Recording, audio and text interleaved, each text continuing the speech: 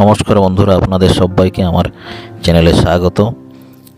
এই দিনটি ছিল 23 নভেম্বর, আমার ভাইয়ের জীবনের সবথেকে গুরুত্বপূর্ণ দিনগুলোর মধ্যে একটি, যেদিন সে অর্থোপেডিক্স নিয়ে এসএসকেএম হসপিটালে অ্যাডমিশন হয়েছিল।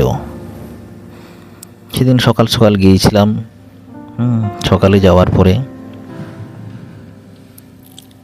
আমরা প্রথমে একাডেমিক সেশনে গেলাম। আপনারা দেখতে পাচ্ছেন স্টুডেন্ট সেকশন। সেখানে সে অ্যাডমিশনের জন্য প্রবেশ করলো। সেখানে প্রায় 1 ঘন্টার মতো সময় লেগেছিল তার সম্পূর্ণ অ্যাডমিশন প্রসেসটি। ততক্ষণে আমি কয়েকটা ফটো তুলে নিচ্ছিলাম। নোটিশ বোর্ডের কিছু নির্দেশিকা ছিল,